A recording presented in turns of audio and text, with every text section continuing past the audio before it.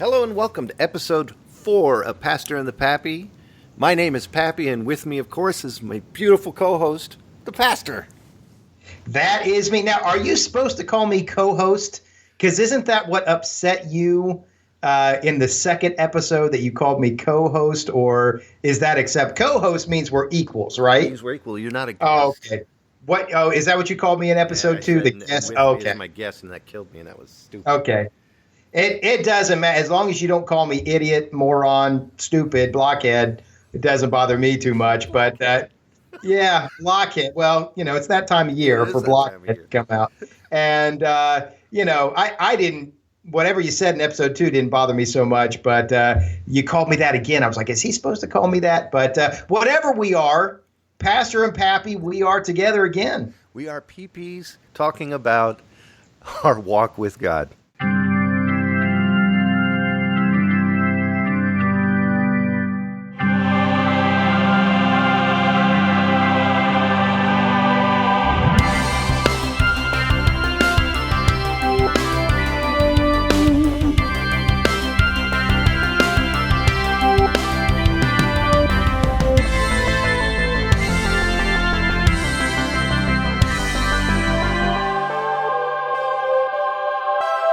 The Pastor and the Pappy.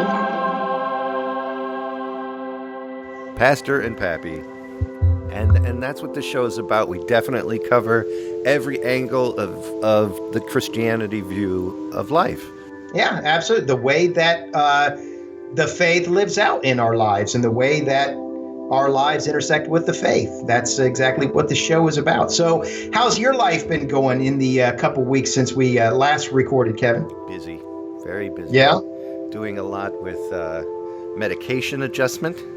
Doing a lot with recording a lot of podcasts, because Halloween time used to be a time where I would be planning a haunted house, and since I don't do that here because we rent and we don't want to destroy the house that we live in, I decided let's do a lot of podcasts and discuss Halloween, and that way you feel like you put on a house for people to walk through.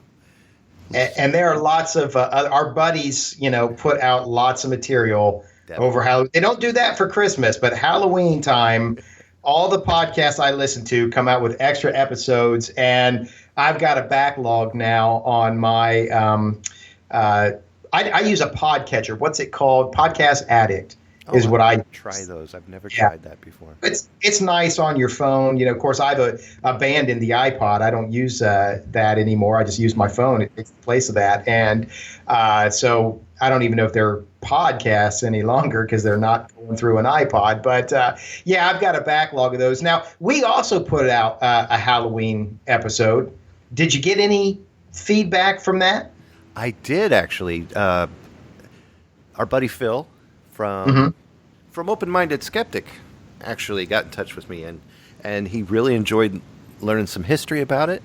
One day I would love to have him on. Sure, absolutely. I'd love to join us. My sister's another one that would love to join us too, because she enjoys this as well. And I think that would be fun. We can never have my mother on. The ultimate mother superior of Catholicism. That just would be, everything we say will be completely wrong and dictated back to us in a totally different way. Which would attract a lot of weirdness that I'm just...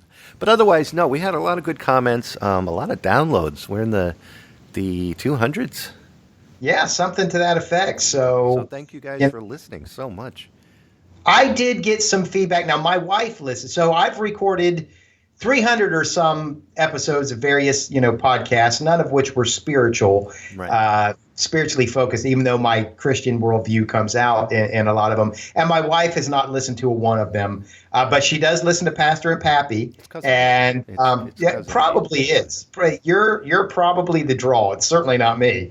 But she said she listened. She said, well, I disagree with you in some parts. And I'm like, bring it on, sister. But she didn't want to get into it. She's just not a fan. She is stuck. And if this is where you are, this is where you are. But she is stuck thinking that Halloween is a day that masks witchcraft and satanic activity. And if that's what you think, that's understandable. I just don't agree. And so, But I did have I did a Reformation Day children's message in our church on the 30th, the day before Halloween. And one of my elders passed out some candies to the kids, but he said, this is as close to Halloween as I get.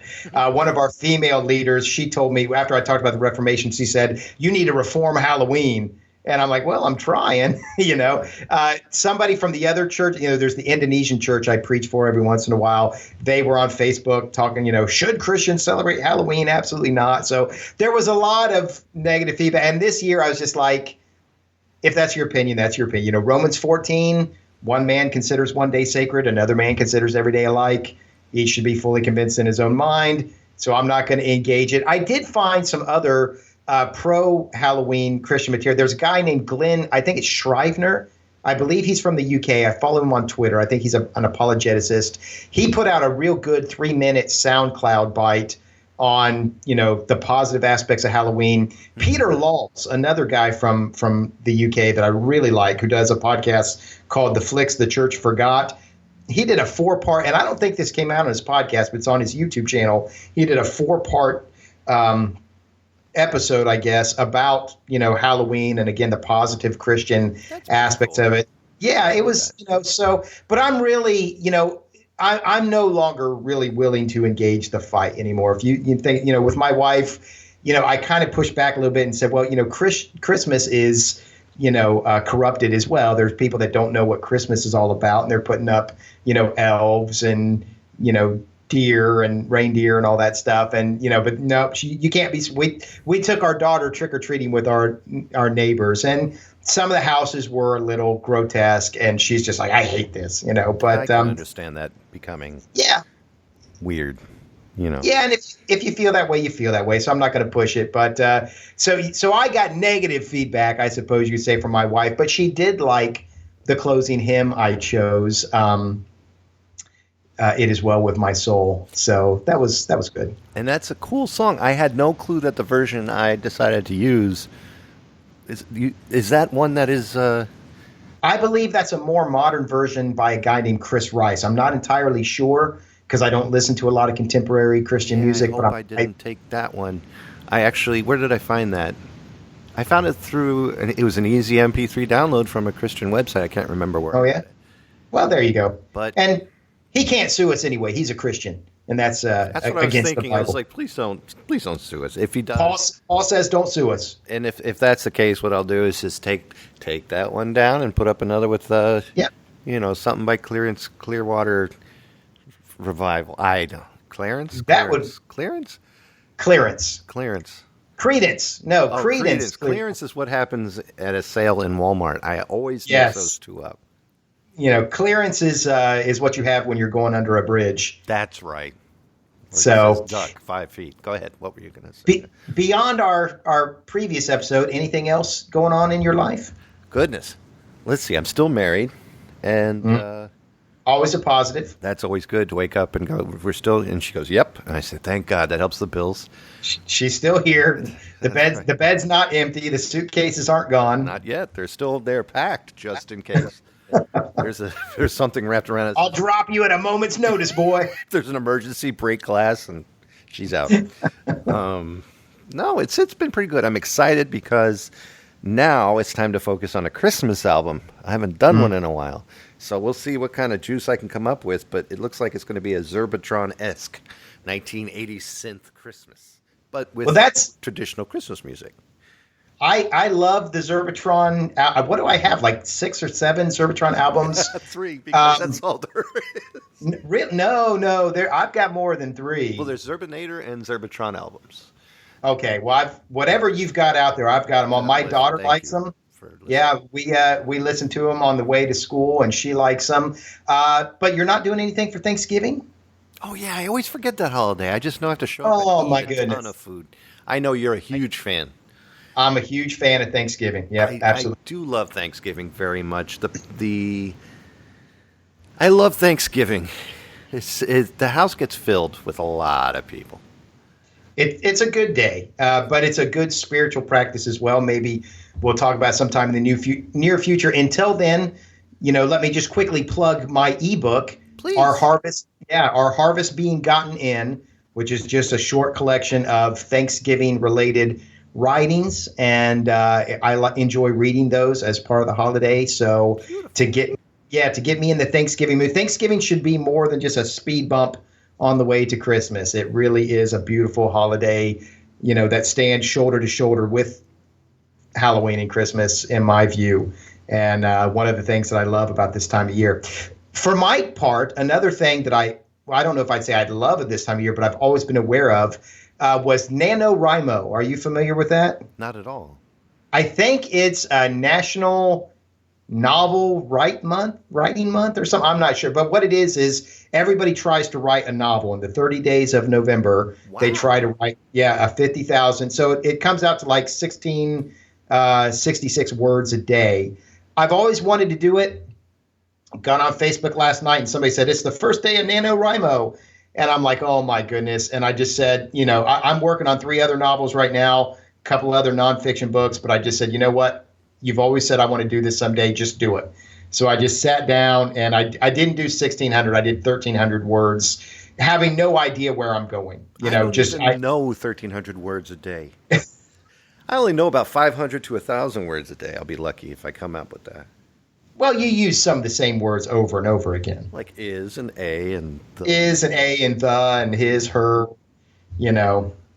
Blockhead gets used several times, at least in my vicinity. Exactly. Yeah. I'm leaving you, all of those stuff. Sometimes on a daily basis. Yeah, so that'll be fun to see where that goes. I don't want to get too drained by that, and I don't want to get sidetracked from my other projects and my family and ministry and all of that. But the good things about that discipline is, it's just like write fast, don't edit, don't second guess, just try to do something. And so that'll be a good discipline, a good practice. So, yeah, that's what I've got going on. But I guess, with all of that out of the way, it's time for us to move on to a cultural artifact. And now it's time for the cultural artifact. Cultural artifact is a current event or incident which connects in some way with our walks with God. Yeah, absolutely. And so I'm the one that dug up our cultural artifact this month. And it really comes from 2 sources, or I guess not this month, this week. The first one is an article that I found on a website. I guess it's a blog called Mere Orthodoxy. And I didn't even know what blog I was on. I thought I was on a different one called Mockingbird. I don't think they're very similar, but their names both start with M. And I think the one is really kind of millennial in its approach, and I think the other is way more traditional. But so Mere Orthodoxy, that's the more traditional one. They've got this article. It's called Our Impoverished Imaginations, the World of Jen Hatmaker. And I'm really not sure where this article is going or what it's supposed to be about. It starts with this woman named Jen Hatmaker, who I'm somewhat familiar with. I've heard of her. I guess she's a Christian lady with a TV show or something. But they start talking about gay marriage and other, and I never get to LGBT, and there's several other consonants and vowels that go along with that today. They start talking about that community and what the Christian response should be. From there, they start talking about young evangelicals and millennials who have abandoned the church. They start talking about the seeker-sensitive church and the mega church. And they've got a video here that a lot of people have seen where it's a mega church making fun of themselves and, some of the silly things they do. What I really took out of it, what really caught my attention more than anything was just they started saying there that, millennials don't like coming to church, which is, no big surprise. If you're familiar with I guess it's the Pew Report, it may be a couple years old by now, but which said that the nuns category, when you ask people what, faith are you or what religion are you, they say nuns, and that's growing. And all of my pastor friends are like, oh my goodness, we're losing the culture. The nuns category is growing. So, if you're familiar with that at all, it's not a big surprise to you that, millennials don't like to come to church. But then I found another article as well, which really made me say, this has got to be our cultural artifact. This one's from Get Religion, which I may have talked about before. It's both a blog and a podcast that talks about the way the faith is covered in journalism, in media. Mm-hmm. They did an article though, they did a podcast actually, which wasn't about that at all, but instead, I guess the title that what I'm looking at here says, "Why don't men like church? Sometimes a story is hard to see because it's just too common." So they're talking in particular why men don't like coming to church, but I did listen to the full podcast, and they, again, talk about millennials and just other folks just not liking coming to church as well, and what some of the reasons are. And I thought that would be a good launching pad. We're not really going to talk about these articles in detail, right? Because you can read them if you would like to, and the podcast is up there, and they cover better than we can do. But for me, it was a good launching pad. I have to say there is a disquiet in my soul. There is also what feels like an accusation, or what's the proper for a being made fun of, I guess, or a being rejected when people say they don't like coming to church, So that's the idea we're dealing with. Church in general, and a large part of our society not liking going to church in particular. That's really the cultural artifact that we have today. So want to start out just what your thoughts are on it. Of course, our churches are somewhat different in style. I don't think they're as different in essence. Mine is about glorifying and loving and enjoying Jesus. I think yours is as well, despite, the externals that make us look different. But I really don't know what your take on that is. So I was just curious as to, just start with your opinion. What do you think about church in general and going to church in particular? Well, I think that going to church is very important. The problem with me is that I had not been to church in, I can't even count, probably, well, since I moved up here, but I would say probably over a year. But I've been to, I have an app that takes me to the Catholic channel where you can watch the daily service, and I do that at night. Mm-hmm. Now, counting that as going to church or not, technically, I don't think it counts. I think it counts because I'm listening to the service, but I'm not at the service. And I think going to church is very important because you're going to hear the Word of God through someone preaching from the Bible and giving you your intake for that week of the knowledge of the Word of God through the Bible.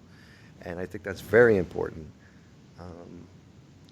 There's a laziness involved as well. I mean, I could possibly make it to church on Sunday, but I also work on Sunday. Mm-hmm. And I opted to sleep until it's time to get up and go to work, which is quite lazy.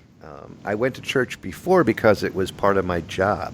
There was a gentleman that I took care of, and my job was to take him to church every Sunday. And that was awesome because I'm going to church and I'm getting paid for it. So it was, I felt, well, it's the same for me. If I could, oh, that's a very good point. I get paid for going to church. That's a very good point. That's not at all an accurate assessment of the situation, but you can kind of say that. But you're putting a lot of work into it, yes. You're basically writing out the church for the day. Yeah. But I think that, and I've had this talk with my brother, as a matter of fact, because he actually works in the church. He does a lot of Knights of Columbus work with the church, and feeding people who are homeless, and does a lot of things. And then there's days where he's just too tired to actually go to church that Sunday because he spent the week working for the church, and he thinks that he doesn't have to go to church that day. And there's parts of me that agree with him, but parts of me that says, look, if you can't make it, at least try to watch on the Catholic channel a service if you want. Mm-hmm. And then he said, well, Mom said that that's not going to church. And then I said the same thing that we spoke about in another show, where I said, you could have church, going to church, or in the middle of the woods just talking straight to God. That could be your church for that moment. But at the same time, I get a little bit of a conflict because same thing like confession. I feel that if you go to confession and confess your sins to somebody, you have to go through that embarrassment. And I don't believe that Catholics can sit behind that veil, or sit in private, or you can sit face to face. Sit face to face. Take away the veil. If you're going to tell your sins, tell them off, man. Just rattle them out in person, in face to face, because you're you're embarrassing yourself and you're putting everything out there in front of somebody and talking it out. That to me is important. Having a conversation with God and just saying I'm sorry to me is good, but I think the act of is more important. Therefore, going to church would be the act of, showing respect for God and going to listen to his word from somebody instead of just, being in the middle of the woods and just having a conversation. Does that all make sense? I think it does. No, yeah, you're getting so you're saying basically you do believe that going to church, which we'll probably talk about that phrase when we get into the spiritual application, but you believe that's important. Yeah, definitely. Let me ask you a couple questions real quick before we get into my side of it. Now, you talk about a daily service, right? So in the Catholic Church, they have Mass, and so they call it Mass, which we had a lady come visit. She called me on the phone. She said, I want to come to your Mass. And I was like, well, I can probably tell from the term you're using, it's going to be different from what you're used to. You're welcome to come. We'd love to have you. Just be prepared. It's going to be different from what you're used to. Right. But Mass refers to what I call communion. Is that correct? The Mass is the partaking of the bread and the wine representing Jesus? That's part of it. I always thought that the Mass basically was the entire service from beginning to end.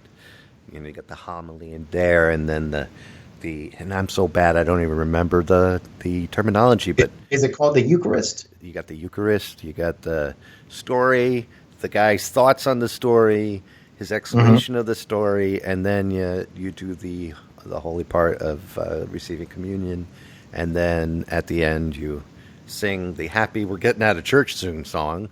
Right. And everybody bails out of there in a heartbeat, feeling good before they eat their Entenmann's crumb cake. Okay, but that happens every day. That does happen every day. There's, as a matter of fact, I'm looking on the app now, and they have the Monday. They have the 31st week in ordinary time. Apparently now is ordinary time. Okay. There's for today they have the All Saints Day Mass. They have the commemorative Mass for all of the faithfully departed for All Souls Day. And it goes every single day of the week here. The St. Simon and St. Jude was on Friday, and they have different days where each Mass has a certain meaning. So are they any different for these special days? Is anything, massively different from what happens in the other? No, they all pretty much are just services, and the subject matter will be stronger on a holiday. Now, cover that topic. Is Sunday Mass any different? I mean, it looks like it's bigger. It looks like you got a lot more. Sunday people. Mass is always in this cathedral, and they do it from different cathedrals all over the world. And that's always the big day, and there's even an app reminder here that goes, "Hey, it's Sunday if you want to watch." It's Sundays. Okay. And now it's wonderful. In the Protestant church, at least my wing of the Protestant church, the way that we did it was you had a Sunday morning service and a Sunday night service and a Wednesday, sometimes called prayer meeting or Bible study service. So we refer to those as Sunday morning, Sunday night, Wednesday night. And if you were a good Christian, you went to all three. And my family, we were good Christians. And you were not allowed to miss. I was skipping. So also Sunday morning, you have Sunday school. So I really count those as one because you don't leave in between. But really technically four. And I was skipping Sunday school after I learned to drive. And my mom and dad caught me in the street in my car. They stopped me. Flagged me. Dad's got his hand out the window, and I roll down my window, and Mom gives me that Claire Huxtable, "You in trouble now, boy" look, and she's like, "You are not going to be skipping Sunday school," And so there was no, and it's set your car on fire, and yeah.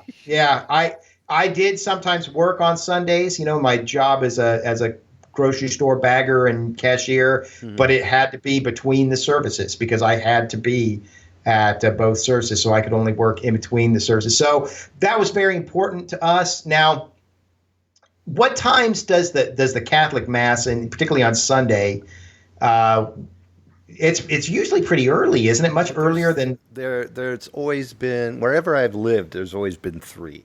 It seems that there's always the 8:30 to 9:30. And then there's the 9:30 to 10:30, and then there's the either like a 9:30, a 10:30, and then an 11:30 mass. So in a row, they'll normally go till about 1 o'clock, and then after that it's over. Okay, so we Protestants usually meet around 10. And that, I believe, that goes all the way back to Martin Luther, who was trying to set up the service to minister to the farmers. The farmers had to get up and milk their cows and so forth. And their free time began around 10, until they had to get back and milk them again. So, traditions hang on, and we still pretty much follow that calendar. Now, a lot of people, particularly in California, like it earlier. They like 8 o'clock, 9 o'clock service, I guess, to be done with the rest of the day. And, as a football fan, that makes sense because the 1 o'clock game everywhere else is 10 o'clock here. Yeah. So I think this week, nine or 10 games were played at that hour. And by the time I get home, I had like Atlanta Falcons and somebody else I didn't care for, and that's all the football that I get, but we still, we still pretty much maintain that. Now, a lot of churches don't do the Sunday nights anymore. Yeah. Our congregation does not. We only have Sunday morning. We don't do Wednesday night. We used to. What we do now is we have discipleship groups, and that's what I will lead tonight.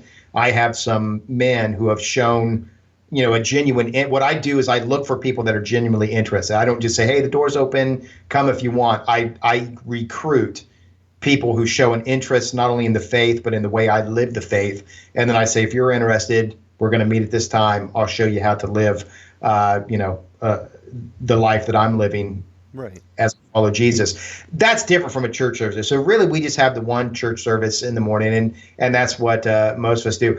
I, too, putting that finer point on it, I wanted to discuss some ways that your meetings were different than mine, but we still have the meetings. Yes. You believe in them. I believe in them as well. Now, again, from my perspective, I jokingly said I get paid to go to church, which is not true at all, because if I had to, I would do what I do for free. I do it because it's my passion.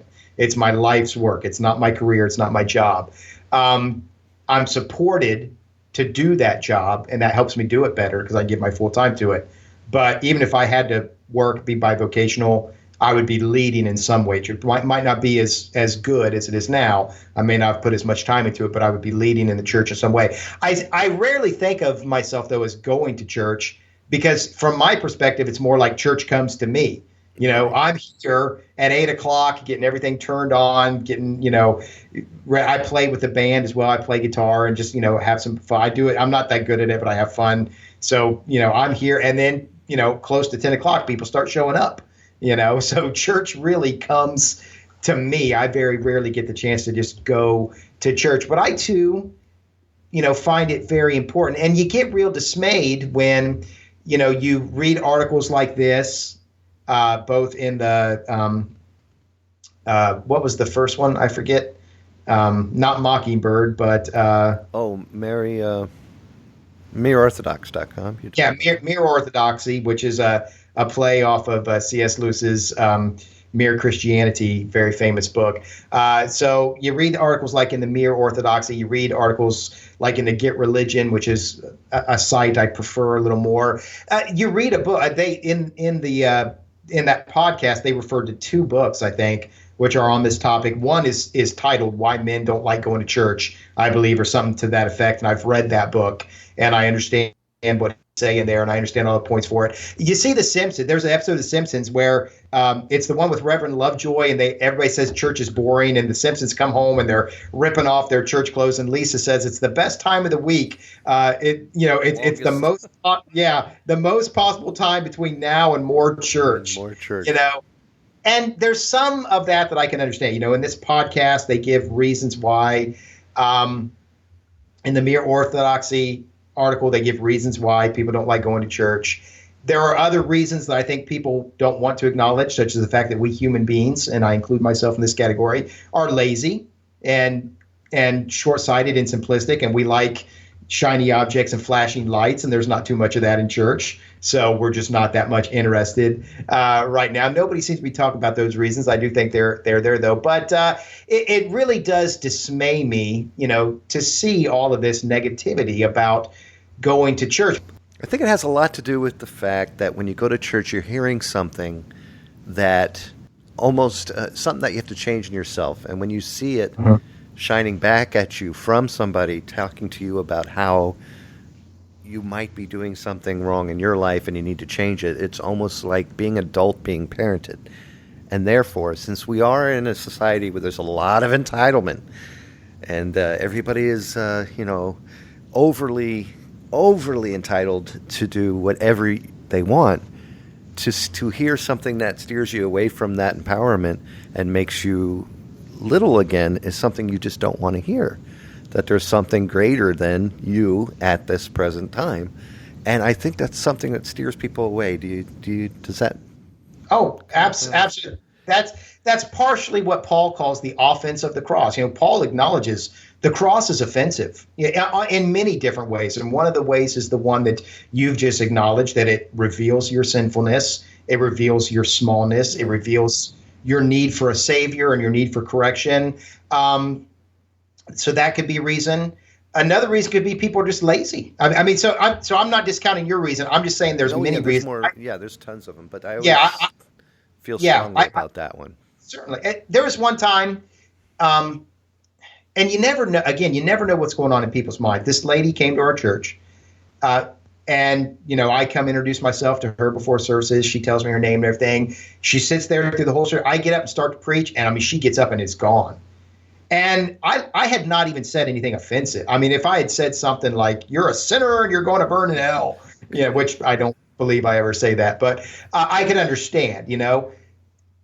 I was just telling a joke now, and it could be that maybe she thought I was too jocular, having too much fun, because I do think the faith is fun and the life of faith is fun, and I have some fun with it. If you listen to last week's message where I was goofing off with the kids, I was having some fun. It could be she thought I was too, Southern gospel fire and brimstone. I don't know, because I do talk kind of loud, and maybe it just surprised. Who knows what reasons there are. It could be anything. It could be even the fact that you have blonde hair and blue eyes, and you're gorgeous. Well, thank you very much. I don't know that I'm gorgeous, but $20. No, I'm kidding. Yeah, I've got a kind of round face. I always compare myself to Charlie Brown. One guy told me sometime, he said, people just may not like you because they don't like your face. There's some of this is there's nothing we can do about. I understand there's some things, and these articles are kind of geared toward here's how we can change the church to make it more acceptable to people. But I don't think that's the answer to everything. Some things I cannot change my face, and I wouldn't even if I could. I don't think that would be what the Lord is leading me into. So other things, it's just like this one time, this guy, one of our long-term members here, who's a younger guy, brought one of his coworkers with him. Yeah. And after church, he said, "Well, hey, what do you think about it?" And this coworker said, I don't like him. He said something bad about homosexuals. I'm not going back. And my friend was like, Doug didn't say anything about homosexuals. And he goes and gets the sermon on the website, and he listens to it, and nope, there's nothing about homosexuality. And so he came to me and said, listen, this guy's just lazy. And if he can find an excuse to get out of going to church, he will. If he needs to make one up, he will. He's just lazy. So it could be that people are lazy. Yeah, exactly. It could be that they get, conflicted in any number of ways, that they get confronted, with a spiritual truth in any number of ways. It could be that, the faith is hard and the life of faith is hard. It is a discipline, and this is one aspect of the discipline they don't like. It could be that it is legitimately boring and unedifying. There's any number of things that it could be, but it is, and I think it's quite wrong. And that's what we're going to continue to discuss as we move into the spiritual application. And now it's time for the spiritual application. Spiritual application. This is where we discuss how the cultural artifact affects us in our walks with God. Yeah, absolutely. And so I guess as we start that application, we've established that people don't like going to church. Right. That's the cultural artifact and, basic of it. There are other things in those articles, but that's the basic of it. We've talked about how we disagree with that dislike, that we think it is important to go to church, whether you like it or not, which was my parents' way, but I hope you like it. But, That's still what we've said. So as we move into spiritual application, I guess let me just ask you this, Kevin. Why do you think it's important to go to church? So you've said, hey, I think it's important. You've said, I think this cultural tendency to not be a part of a church is wrong. Why do you think that? Why do you say that? I think that and even saying the act of going to church sounds like you're acting like you're going to church. So I don't want to say it that way. The physical movement of physically showing up to the church for God, I think would make them just as happy as me either speaking to Jocelyn, my granddaughter, on the phone or actually showing up to spend time with her. And of course, what's going to be have a bigger result in her life and in mine, but to be right next to her in person. It's much better than just doing it on the phone, hence me watching my services on the phone. God wants you in his house. He wants you to be there, and he wants you to flourish in the Word of God by hearing it face to face and being with other people around you. He wants the flock to be there. You're saying there is a relational aspect to church. So that's one thing you said. Another thing you said was that, maybe I'm twisting this a little bit, but I think this is what you're trying to say, that the idea of going to church is not entirely accurate, that's not really what is happening, that it's not going to church like you're fulfilling a duty, but instead it's more like you're showing up at somebody's house. Right. And so I would agree with that. I mean, that's the first thing I would say is, unfortunately, in America, and I don't know what it's like around the world because I've never been anywhere else, but in America, we have what I call this folk religion, a shadow faith that looks like the faith but isn't. And it gives us all kind of strange, very simplified and often skewed impressions of what the faith is. So I think we talked about this before, going to heaven when you die. The Bible never uses that term. It's not what it presents. I mean, the Bible does present there is a heaven. It does present that, if you die prior to Jesus' return, I guess if you want to call that, go to heaven. Paul just says it being in the presence of the Lord. But it also says there's going to be a resurrection and a life on a new earth. And most people even are aware of that.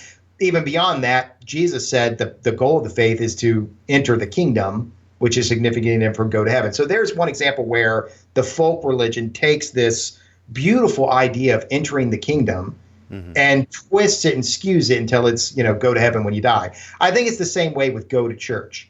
The Bible, again, never uses that phrase, go to church. It never does it hammer on somebody, you need to go to church, or like when I grew up, you need to go to church 3 times a week, or, whatever.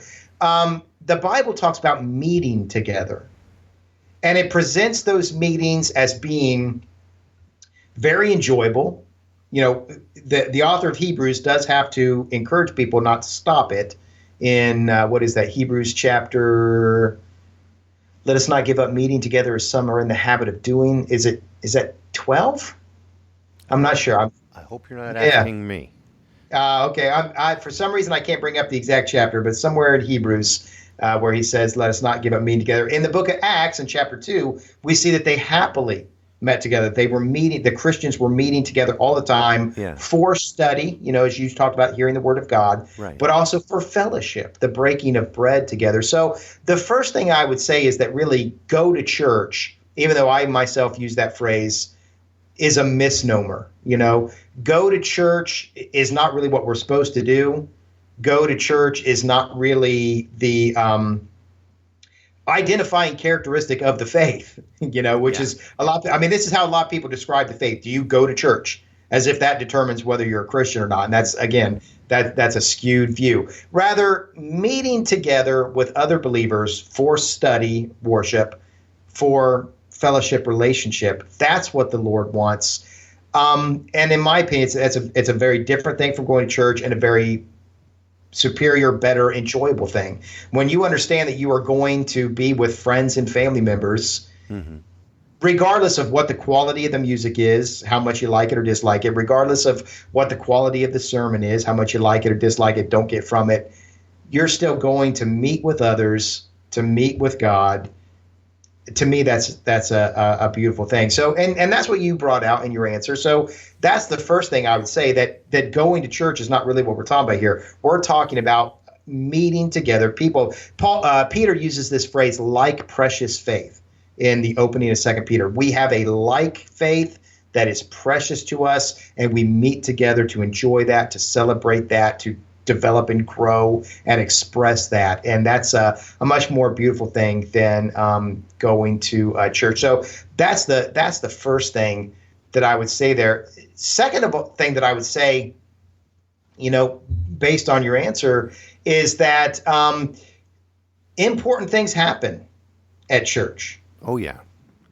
Things that change. So let me put it this way. Now, my life was changed. My testimony has 5 stages in it, maybe even 6. I'm not, depending on how you count them. But the second or third stage was when I'd already made the decision to be a Christian. I'd already been baptized, but I'd begun to wane a little bit in my enthusiasm.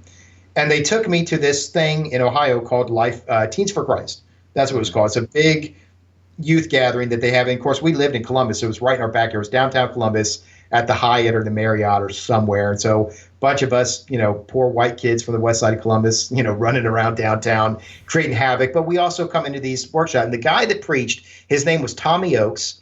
There was a guy that sang, his name was, I can't bring it up right now, but he did a song called One by One.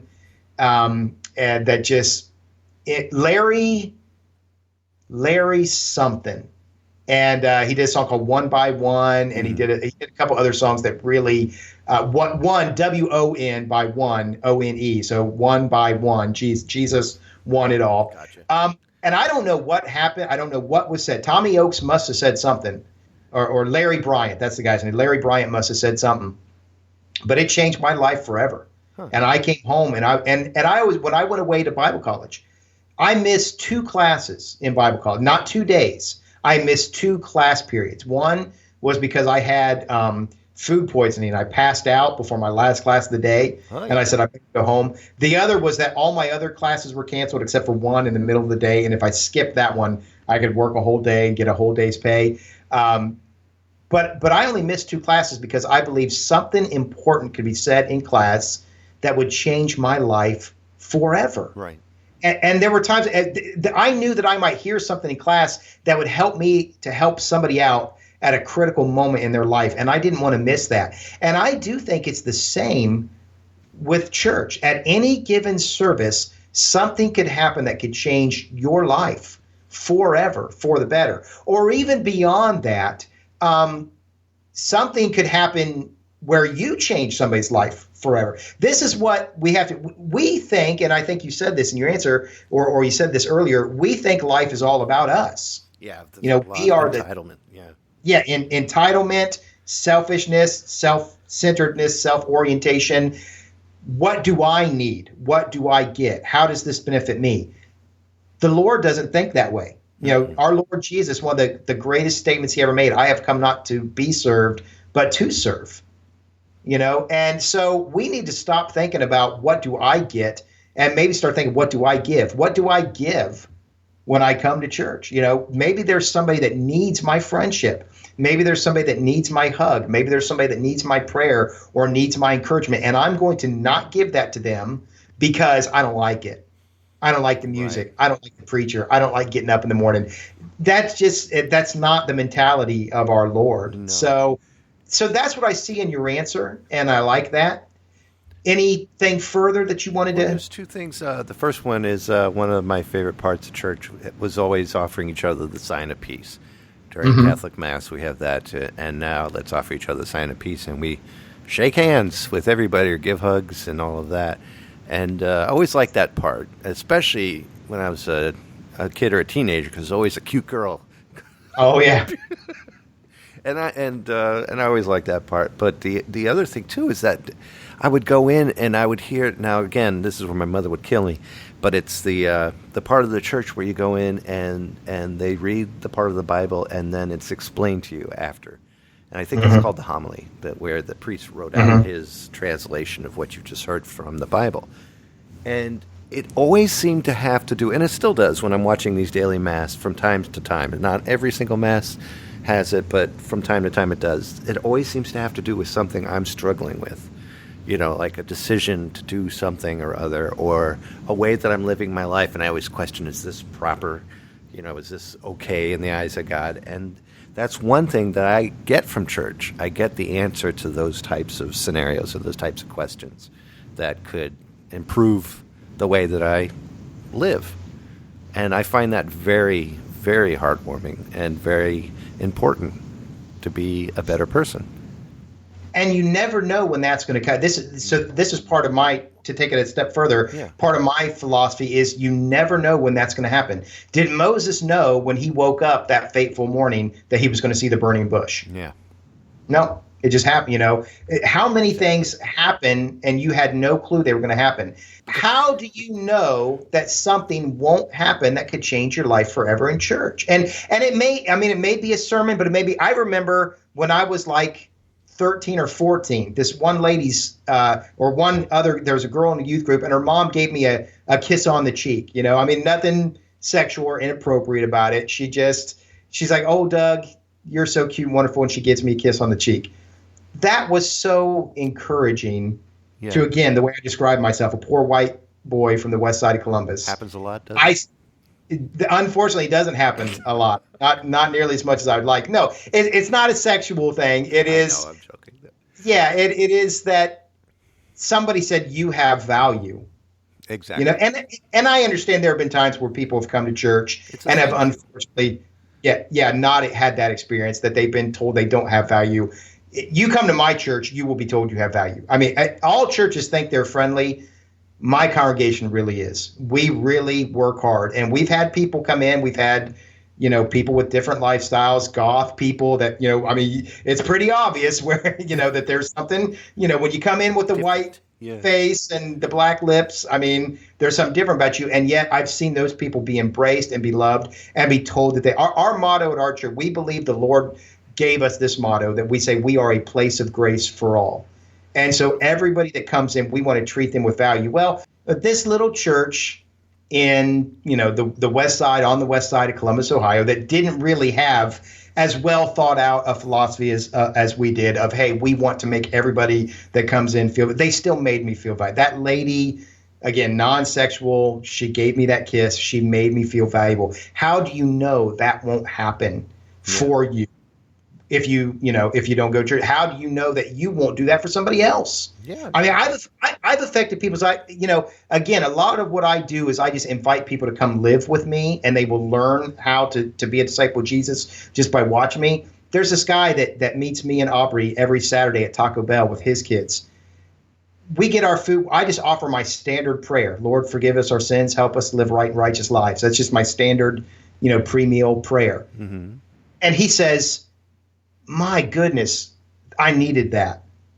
And I had no clue I was even giving him anything. I was just living my life. Now, that was outside of church. You're still, anytime you're meeting together, you are fun. So on the one, we do have the idea you need to be at the weekly or whatever scheduled meeting of the church. You need to come together assembly. You also need to be the church, and that you're hanging out with other Christians. Yeah, that's a big catchphrase, be the church. I don't know if you've ever heard somebody say that. Yeah. A lot of times people say, well, we don't want to go to a church. We're going to meet in our house or whatever. Well, guess what that makes you?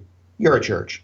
You can't, if you're going to meet with other believers as you have to, you are being church. I think yeah, exactly. So let's just be honest about it, and let's be more intentional about fellowshipping with each other instead of cutting each other off. So to me, there is huge value. So it's not just me saying I want people to come hear me preach. I'm this staunch, strict, blah blah blah. You need to come to my church and make me feel good, or you're a heretic. No, right, exactly. It's that I believe there's something valuable that happens for you here. I believe there could be value for other people through you here, and I don't believe you should throw that away. Now, the problem is that after you miss church for a certain amount of time, like I have, without the help of seeing it on the Catholic channel here, you start to waver away from some of your faith. That's what I've noticed, especially with myself. without being constantly informed and having that safe haven of reminder, then it starts to dissolve away from you, and you start losing that grace that you could endure by going to church. And absolutely, yeah, accountability. You talked about the confession. We don't have your style of confession, right, the Catholic style of confession, but I have guys that I am accountable to and that I do confess my sins to and say, hey, I've been struggling with this, whatever. Without that, which again, that's church. Even if it doesn't happen on Sunday morning, that's church. Without that, I don't think I would be walking with the Lord very faithfully. Now, let me put it this way. I'm not bragging, but I am one of the strongest believers that I personally know. I've been a believer all my life. You're not going to convince me that there is no God. I've memorized several books of the Bibles, as if there's several books of the singular Bible. I've studied almost every book of the Bible verse by verse at a college level. Mm-hmm. So as far as information goes, I'm pretty good at that. I think I've been transformed a lot as well. It's not just information, it's transformation. I think I've been transformed as well. And I believe with my whole heart that I would die without the accountability in the community of the church as a Christian. I don't believe that I could continue to maintain a faithful walk with God on my own as an individual. I believe I need the body to help me through accountability, through encouragement, etc. That reminds me, there's a line from Seinfeld one time. I think it's Jerry said this. I can't remember. He said, if you see a guy out in public in sweatpants, what that guy is saying is, I've given up on life. I know exactly what you're talking about. And lately I've been wearing sweatpants or athletic pants a lot. The same can happen. Yep, there you go. I see it right now. Well, you're in your house. Okay, well, house, so that's acceptable. But but when I get home at about 5 o'clock, I'm putting mine on too. Well, and I know that by that act, I'm slipping a little. I'm not putting on the tuxedo and going out to the where did the Flintstones? Yeah, the Kennedy Center. Did the Flintstones have some place they went to? Oh gosh, I forgot. I forget, because the Hard Rock Cafe or something. I don't know, but no, I'm slumming it, and well, you can begin to spiritually slum it, and you really can begin to do that without accountability, without community that you find in the church and participation in the church. And so, which really, that's the way you should not think of it as going to church. You should think of it as participating in a church. And without that participation, you're going to slum it. And so I absolutely agree. And in your situation, it is hard when you've moved. It's hard to get into a new church. I mean, even me being I facetiously call myself a professional Christian. It's hard to go to a church that I'm unfamiliar with, and I actually did a sermon on this. I think the sermon was recorded. My sermons don't always get recorded because, my volunteers that help me out aren't very tech savvy. Mm-hmm. So a lot of times they're like, oh, Doug, we didn't get this one. And I'm like, but, on the outside, I'm like, oh, that's okay. But inside, I'm like, that one was so good. But this one may have got recorded. It's on the website, but I talk about my experience going to a church. Now, I don't usually if we go on vacation, because I believe that you participate in a church, you don't just go to church. Right. I'm not going to, if I'm in Ohio, I'm not going to find some church to go to usually, because I'm not going to be participating with those people. I'm just going to be showing up for a service and going home. I may do it just to see what's going on. I may not. This time on vacation, I went to go see one of my buddies, at his church, just try to encourage him. And I've got this whole story about how he made this woman put her arm around me and all this stuff. So that's in the sermon. So, I understand where you say, hey, it takes a while to get it going again, because there is the community. It's not just showing up like at a movie theater. You buy the ticket and you see a movie with a bunch of strangers that you have no intention of ever interacting with. I say if you have no intention of interacting with people, there's no reason to go to church, because interaction is a good 50% of what church is all about. But, eventually, I do encourage you and everybody else, eventually you do have to have that physical presence because again, how else can you get a kiss? How else can you get a hug? How else can you get a handshake? How else can you get people looking at you personally and saying you have value, or you have given value to me? I mean, you can't find that, And where else are you going to hear old people sing terribly? Nowhere else, baby. Maybe Picnic at the Pops. I don't know. That's true. But yeah, and that's true. I mean, the songs often are terrible. We went to, and the style is often terrible. We went to a lot of trunk or treats this Halloween season, because with Halloween falling the way it did, sometimes they were on Monday, sometimes they were on Friday. Well, I know most of these guys, that they're putting on the trunk or treats, and I want to come. My daughter wants to come because it's fun. I want to go because I want to encourage these guys. I know what it's like to put on an event and want people to be there, so I go to encourage them. But I see Christians trying real hard to be cool. The attractional model of the church that we've talked about before. We're trick you into coming in by making it look like we're cool and hip and it's fun and all that stuff. All the crazy shtick that goes on in the church. If you want to read the Babylon Bee, if you want to read stuff Christians like that exposes how silly we are, absolutely, that's all true.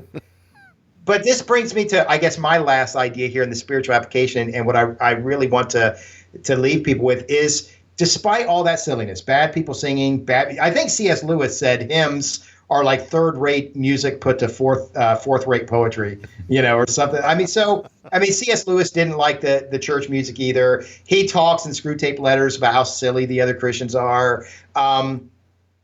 Even though all that is true, though, what is the church at its core? What is the church invisible? Behind all the silliness that just comes with being human, what is the church really? It's God's family, right? True. Paul calls in Ephesians 3, he says we're the family of God. In 1 Timothy 2, he says we're the household of God. We're also called the bride of Christ repeatedly. That's what we are. And I think there's something wrong with you to say, I don't like God's kid. I don't like God's bride, I mean, you and I are good friends. But if you said to me, hey, Doug, I like you, but I really don't like Heather, what do you think's going to happen? Or what if I said, Kevin, I like you, but I don't like Shelley? You? Exactly.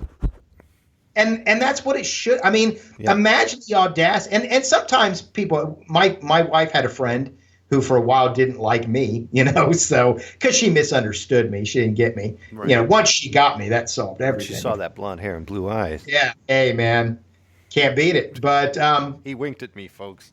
Yeah. Charm is charm, man. That's but right. You or but go on. But I mean, that's.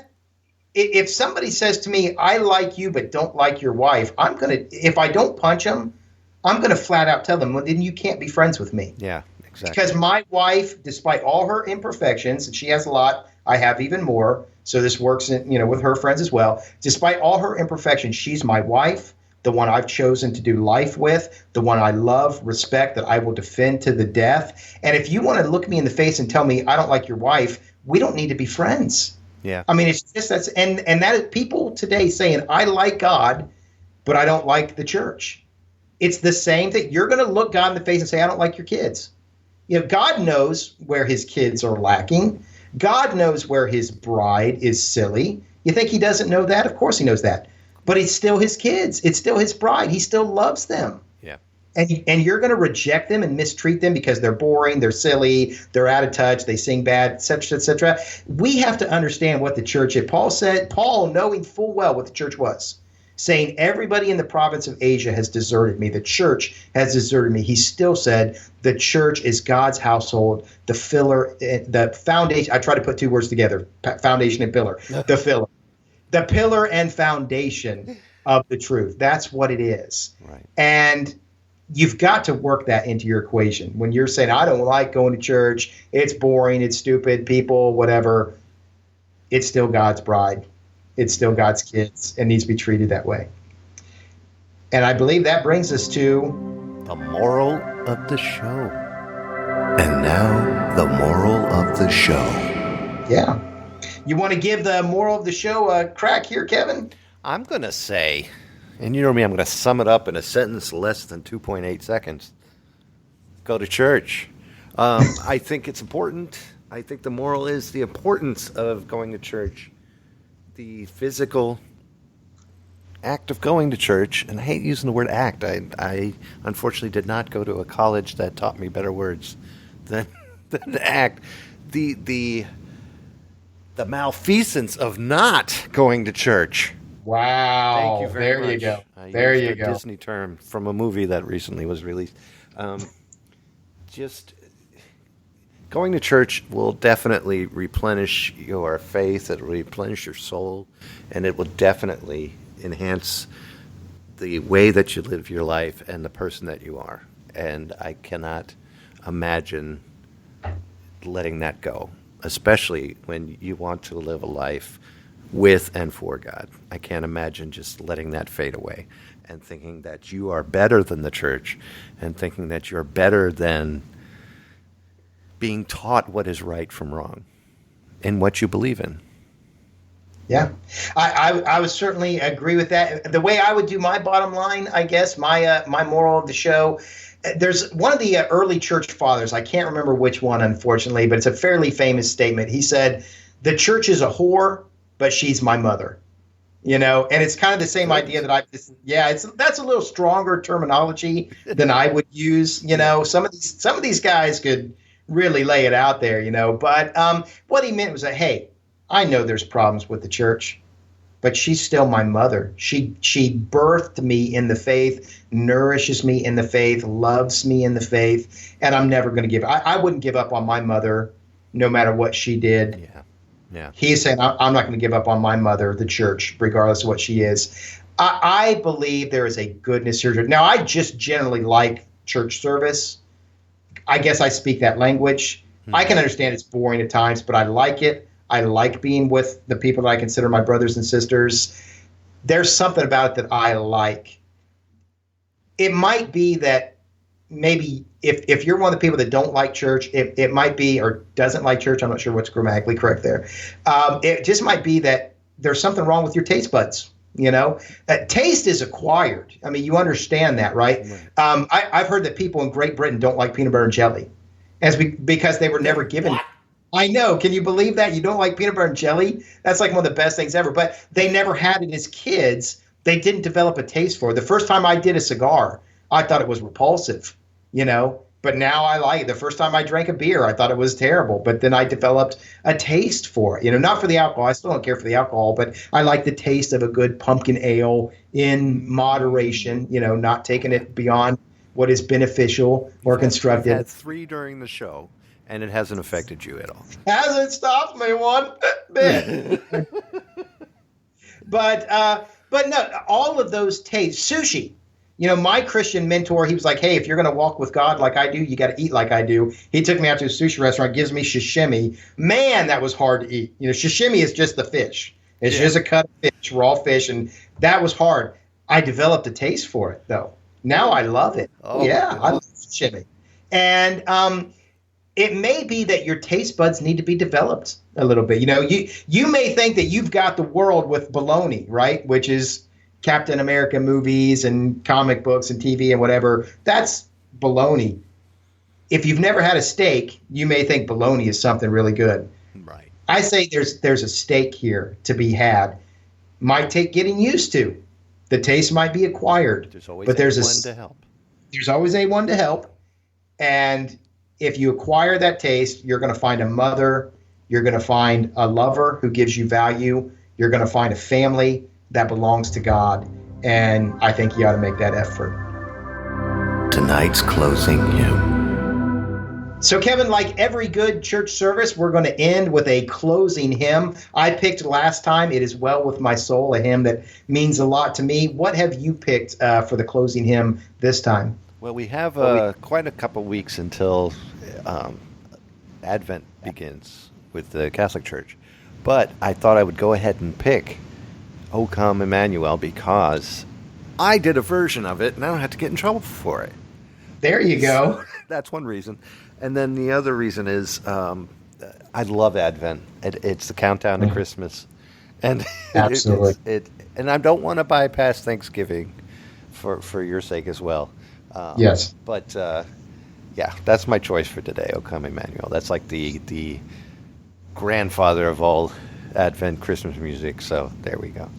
This is one that I had not heard until I was 13 or 14, and I think at our church service we had some sort of Christmas, what we called a singspiration, which is just instead of there being a sermon, people would just bring their own special. So one guy would sing a song, then a lady get up and sing a song, and it was just people, doing songs. And two people in the same service did this song, "Come, Come, Emmanuel." I've never heard it.